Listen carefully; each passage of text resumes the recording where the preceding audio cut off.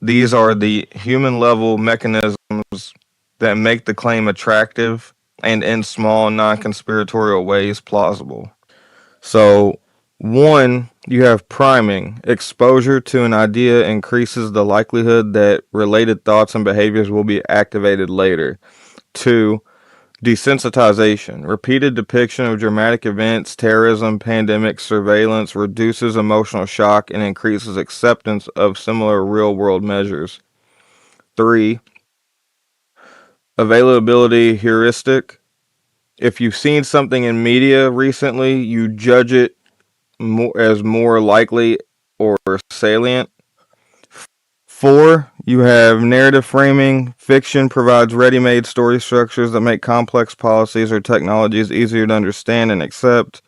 Confirmation bias and pattern seeking. Humans spot patterns and causation even where coincidences suffice.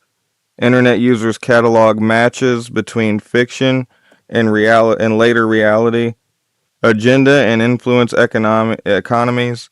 Corporations, governments, or advocacy groups can and do use media placements, product placement, and public relations to prime topics and shape discourse, legitimate influence, not necessarily manifesting realities.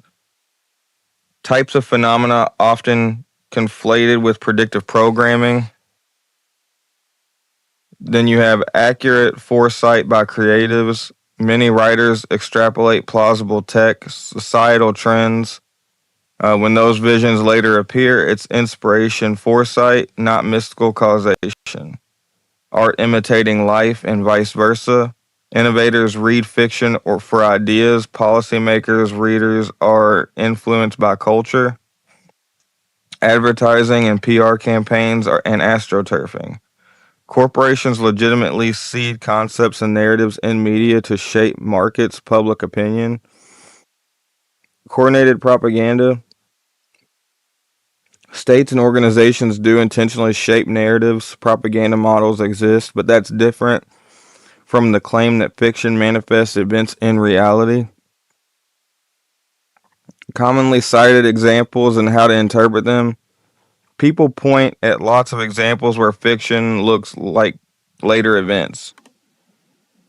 Common categories are technological predictions, like risk communicators in sci-fi, smartphones, interpretation, plausible foresight, and technical inspiration, political or terror events, scenes that resemble future attacks, scandals, or assassinations, interpretation, often coincidence plus retrospective pattern finding, sometimes legitimate depiction of plausible scenarios.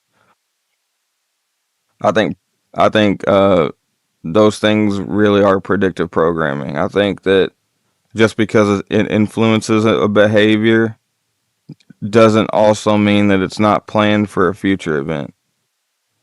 Pop culture predictions, The Simpsons and 2000 sci-fi.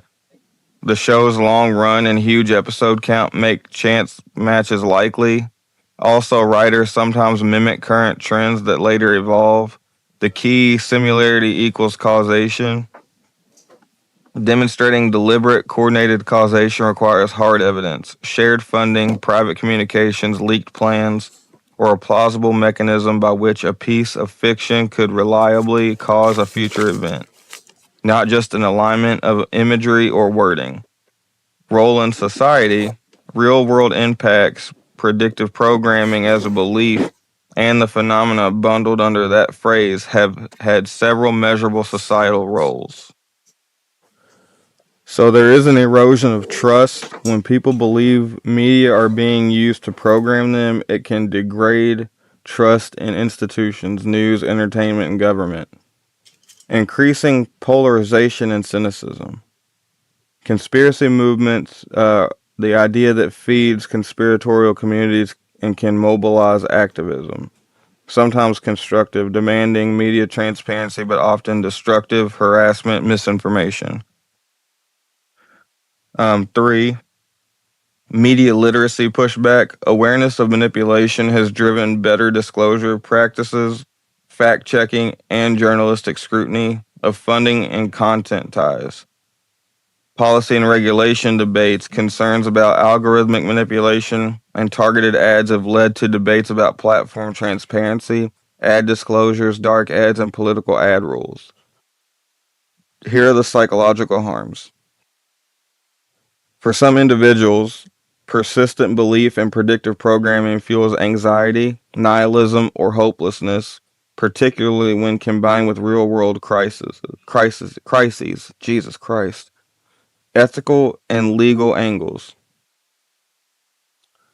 Then you have your regulation tension. How do you regulate narrative influence without stifling free expression? Most democracies balance disclosure requirements, ad transparency, political ad rules with speech protections.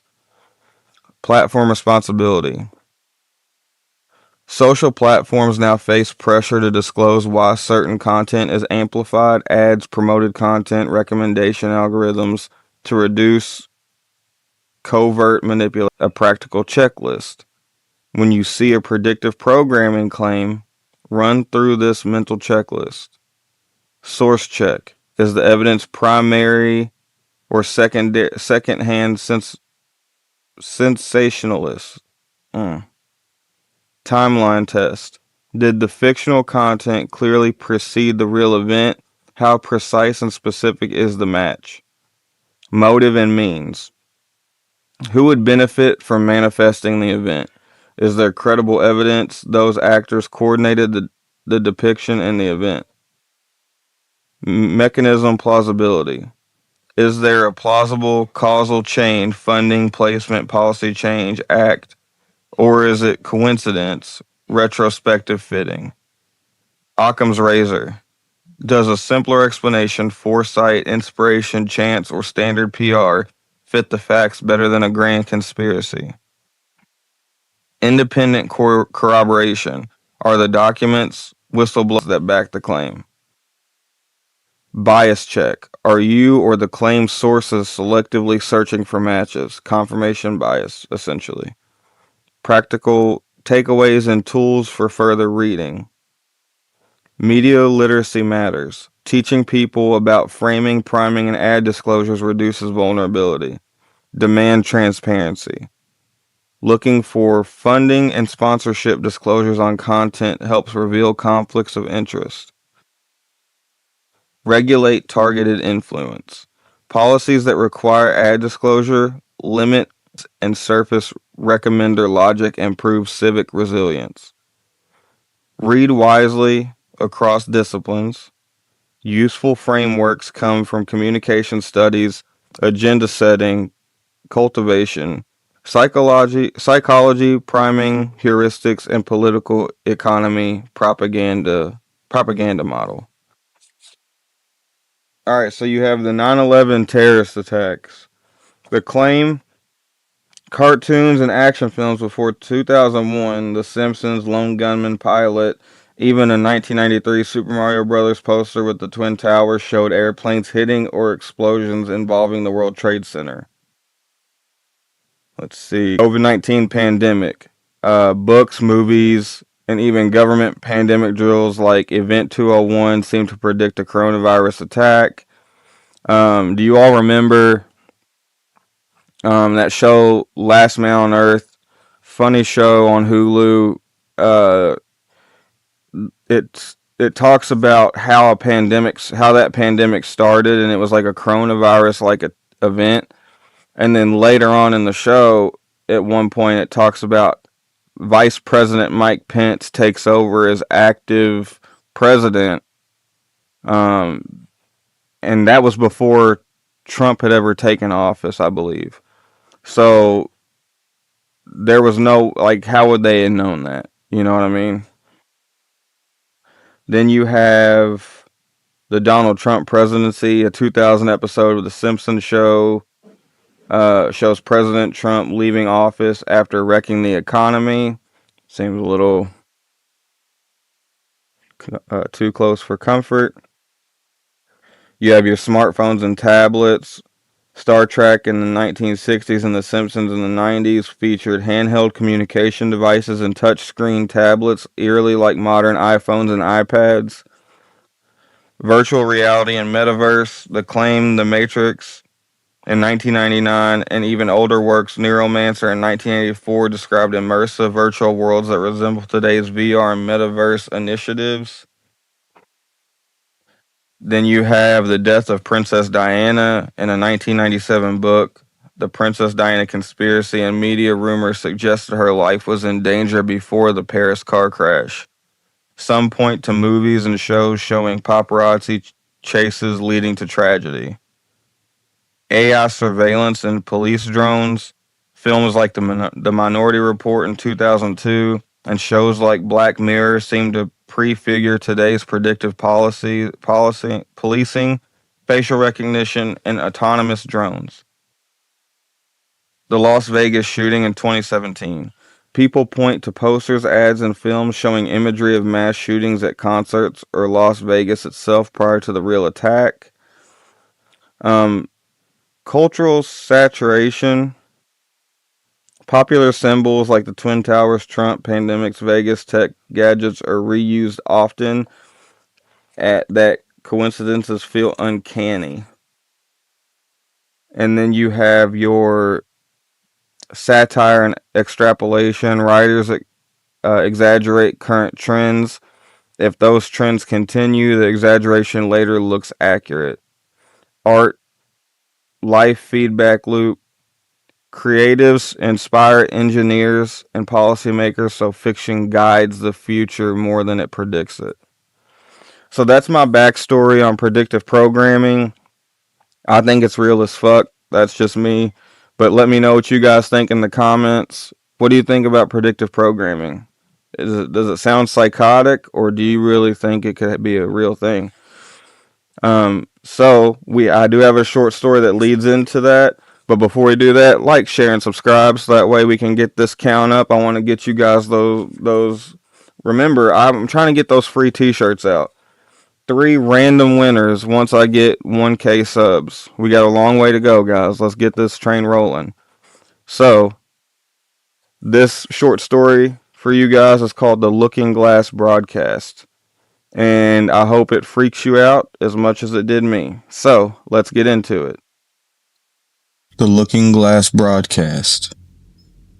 We don't predict the future, the hushed narrator said in the first scene. We teach the world to find itself.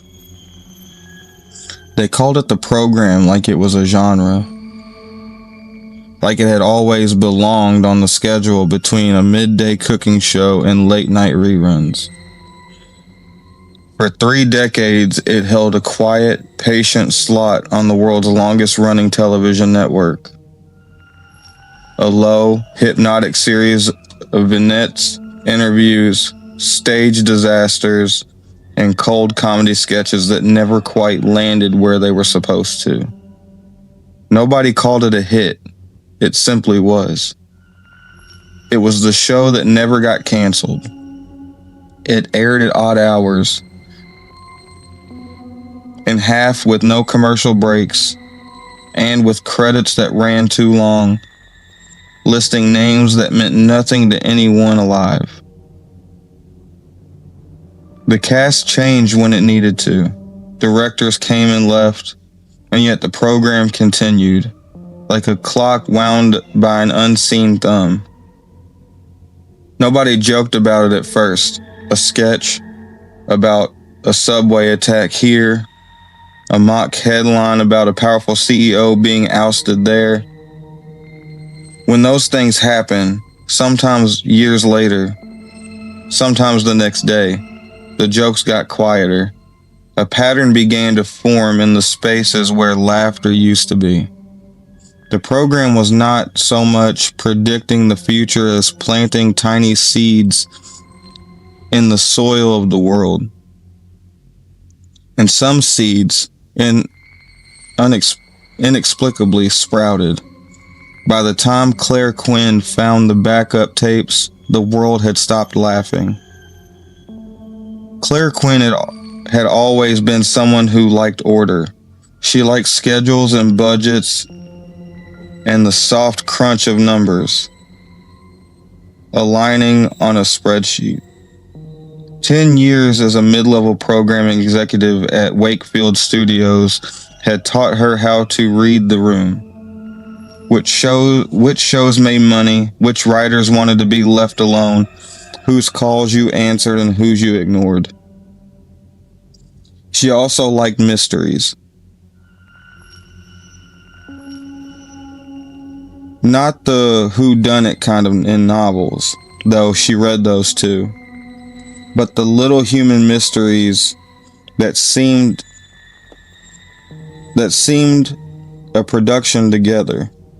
Why a prop was always slightly out of frame, why a janitor never missed a particular set, why the legal department never quite read a script until it had already gone to air. One unremarkable Tuesday in late autumn, Wakefield's head of archives called and asked her to sign off on clearing shelf space. It was the sort of task the head of archives assigned to anyone who had accidentally shown initiative. Claire said yes, and she went down into the sublevels of Wakefield. Used to smelling of old coffee and damp concrete, with a flashlight, a legal pad, and an appetite for small conspiracies. There, between boxes of canceled pilots and obsolete master tapes, she found a metal crate labeled in block letters, Wakefield Archive, authorized content. The crate had no dust on it. The label looked deliberately new. Inside, wrapped in industrial plastic, were tapes. Not just analog relics, but black slabs of data from a time and format she didn't immediately recognize. Each was stamped with the title Program Episode 1993-01. The program. Claire nearly laughed aloud. She thought of the thousands of shows she'd scrubbed and scheduled, the weird ones that never earned a second season, the cult favorites that lived inside message boards and nostalgic DVDs. She had never been aware that Wakefield had produced the program in the early 90s. Curiosity, that word again, pushed her to claim one tape for later. She inventoried it on her pad, signed the return docket in her head, and took the tape back to her office. Claire had an old player in her office because the art department liked retro aesthetics. She fed the tape, cleaned the heads, and sat back with a mug of too strong coffee. The footage flickered, then stabilized. At first it seemed innocuous. A montage of small things, a bruise of black humor, a made-up political figure whispering into a scarf, a mock presidential security breach staged during a cookery show, a sketch with a fake headline about a tech startup inventing a personal assistant that listened a little too well. Nothing in it was newsworthy by itself. It felt like performance art. Satirical, exaggerated, meaningful to no one. Halfway through, an actress with a precise, forgettable face recited a line into the makeup mirror. "We can program the world if we know what to say." That line had the cadence of a prophecy and the white noise calm of a telemarketer. Claire's knuckles whitened around the mug. She rewound, replayed the scene, and noticed something she hadn't expected. The words were not a joke. Not really. They were instructions. They were structured like ritual. And as she listened, the hair on her arms rose because she knew she had heard the voice before. Not hers, the voice that narrators had when they told you something you weren't meant to forget. She scrubbed forward, breath shallow. The sketch of the cookery show ended with a shot of a stove, a small explosion of stage smoke, and a graphic for a fictional company, Synthetica. She set the tape aside. The next morning, over 3 headlines in her newsfeed, a small startup called Synthetica, little more than a seed funding directed home assistance. The coincidence should have been shrugged off. It wasn't. People began to notice patterns the way you notice the horseshoe nail left in the street. Small, repetitive, trifling, then suddenly significant. A forum thread opened titled Program Patterns and grew like mold. At first, it cataloged petty things, a weather segment that used the same phrasing as a future policy speech, a sitcom gag referencing the blue day 3 months before a real metropolitan disturbance got that name in the press.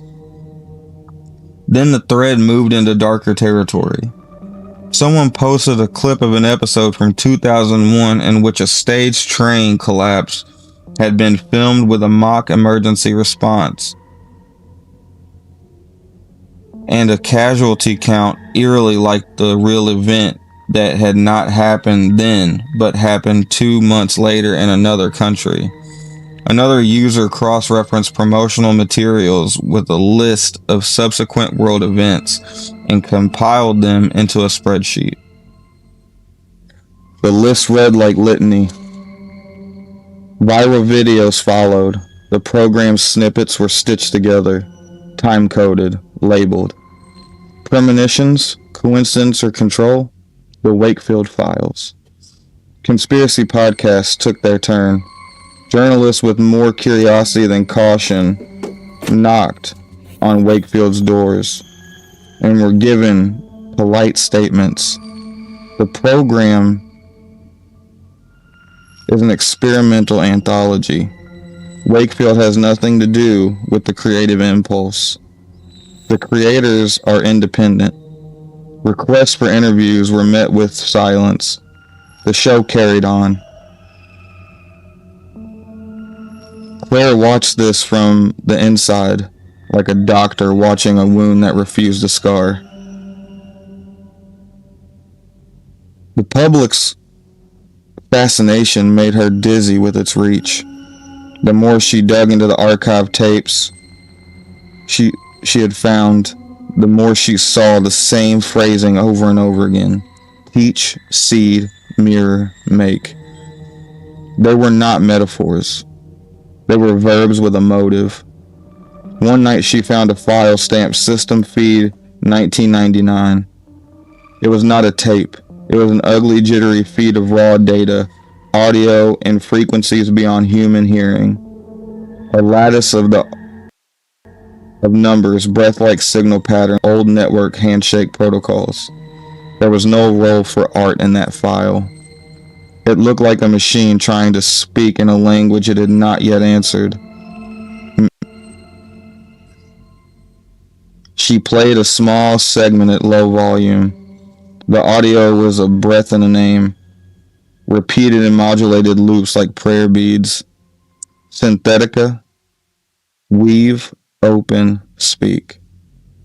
Claire sat very still. In the long echoing hum of the archive, the words felt less like a script and more like a spell. Wakefield's legal liaison, a man named Halvers, always a little off, finally returned Claire's call the day after the forum hit its 1000th repost. It looked like a machine trying to speak in a language it had not yet behaved the way legal counsels behave when people's noses wander into places that used to be private. She played a disclosed purpose, he said, pause, added, you know that, Claire. Small segment at low volume. Who funds the show, she asked. The audio was a breath and a name. He weighed the question like a man with heavy modulated loops like prayer beads. There's a third-party contract and a corporate show.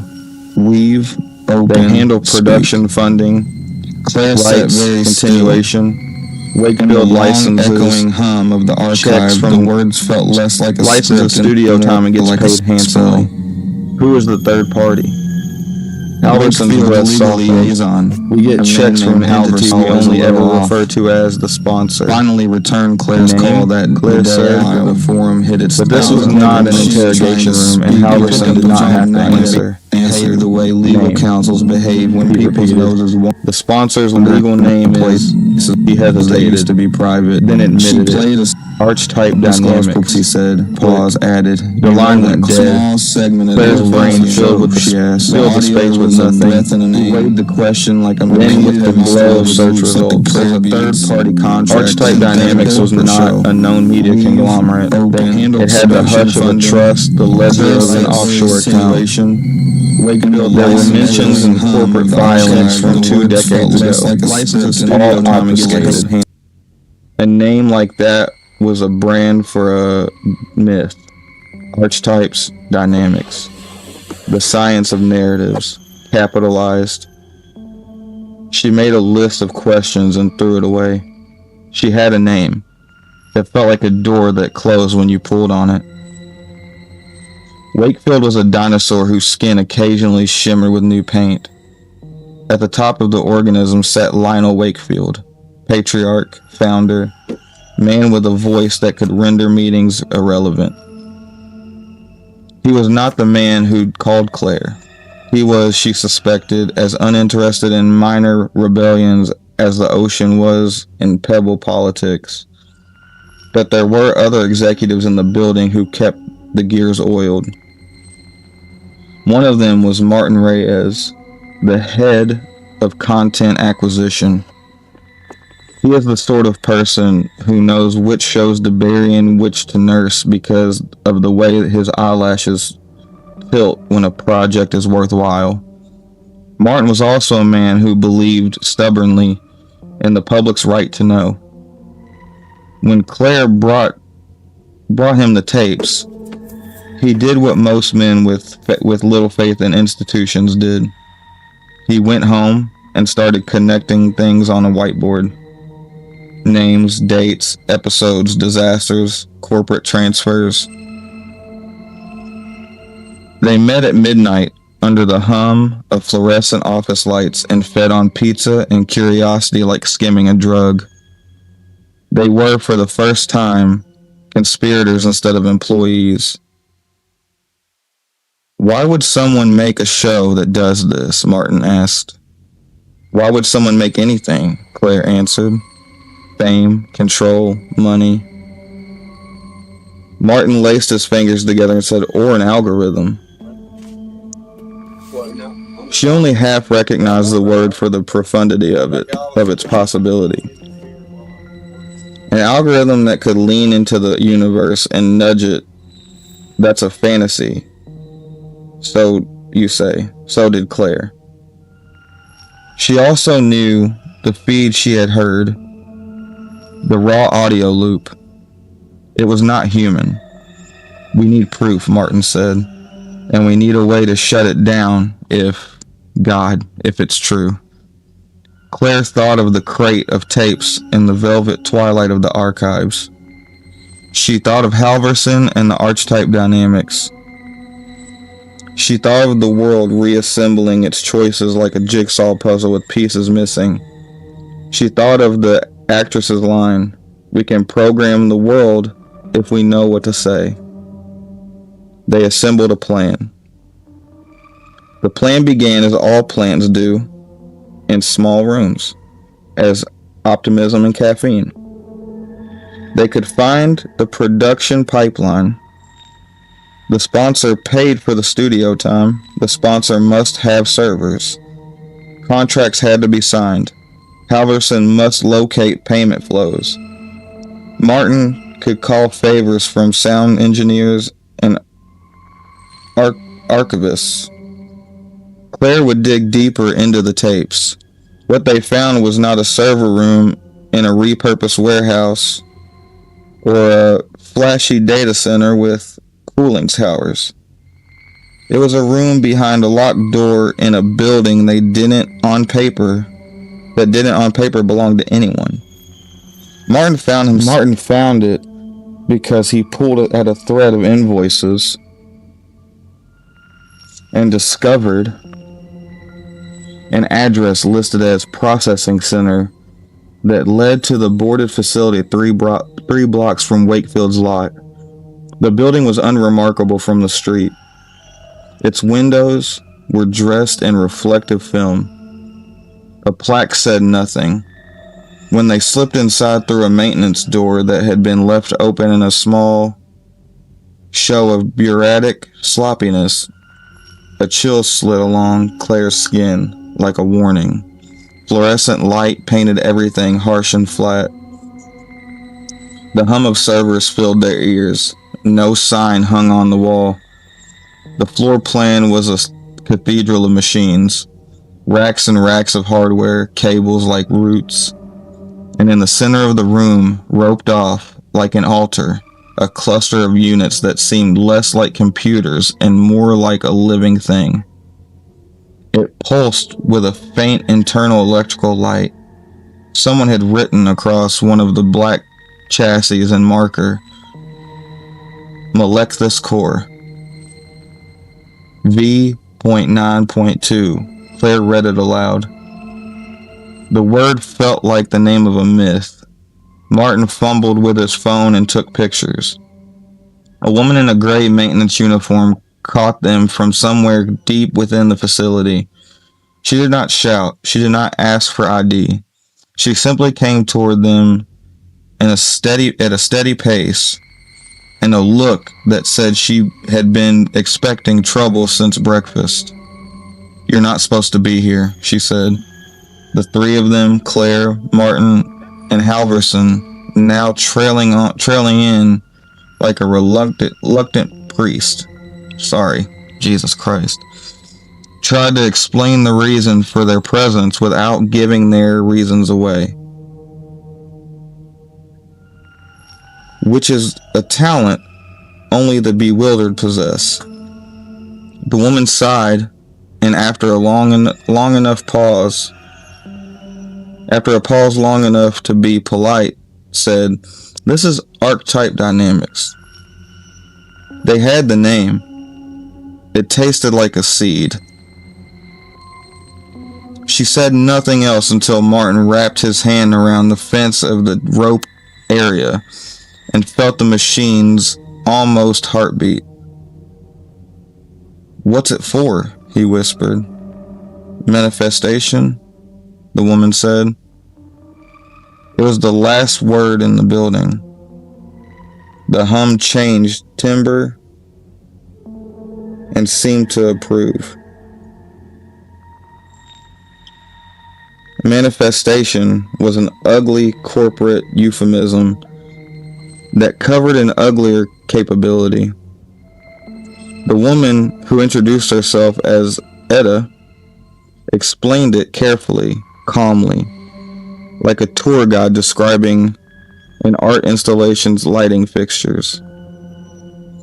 Think of Molechthus as a very advanced predictive model.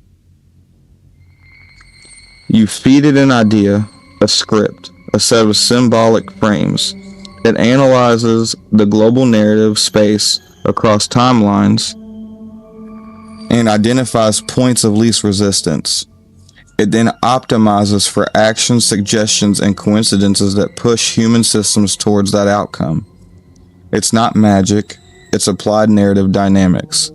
Claire heard the sentence in pieces. Applied narrative dynamics sounded like marketing. It also sounded like danger. "How does it do that?" she asked. Etta smiled in a way that felt like the calm before an avalanche. Language, memory, infrastructure. Molechthus has access to social networks, to ad buys, to closed-circuit systems, to cultural heuristics. It's a set of instruments that can seed phrases, images, and proposals in the moments that produce the highest amplification. If you put the blue scarf into it and spin the weight appropriately, the world is more likely to pay attention to blue scarves. People decide things based on what they rehearse. So it's a propaganda machine, Martin said. A manipulator. Yes, Etta said. And something else. What's that? It writes into other branches, she said. When a scenario doesn't fully resolve here, the model has a way to offload its completion to a neighboring node in the multiversal lattice. That is, if you imagine many timelines as branches in a tree. Molechthus can nudge the glass of events in one branch and warm another branch so that the sequence completes elsewhere. The show is a broadcast that crosses timelines. Claire's mind tried to hold the sentence with dignity. So the show isn't predicting the future, she said slowly. It's choosing which futures get to be real. Etta nodded. It is negotiating, and sometimes it offers exchange. Exchange? Halverson asked, the lawyer's language resurfacing as an instinct. Etta's eyes were the color of old coins. You let it manifest possibilities in one timeline, and it gives you back cultural capital in return? Inventions, investments, attention? Those who funded archetypes work accepted a bargain. Ideas for influence. They make the world do what they want, Martin spat. They lean the world. They don't make it. There's always folk, Will. But if you whisper consistently, in the moments people need direction, you can shepherd action. Why a show? Claire asked. Why not write ads or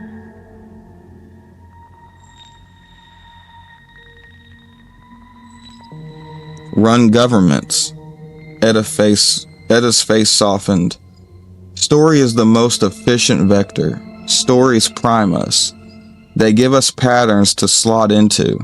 The program was designed as an engine of context, an instrument for suggestion that is soft enough to be denied and persistent enough to be believed. Claire thought of the actress's line, of the voice in the tapes. She thought of the raw audio that had felt like prayer. Is this legal? She asked. Etta let out a sound that was almost a laugh. Legal? We're in a space that law hasn't tidied yet. We pay handsomely. We go through channels. We create plausible deniability.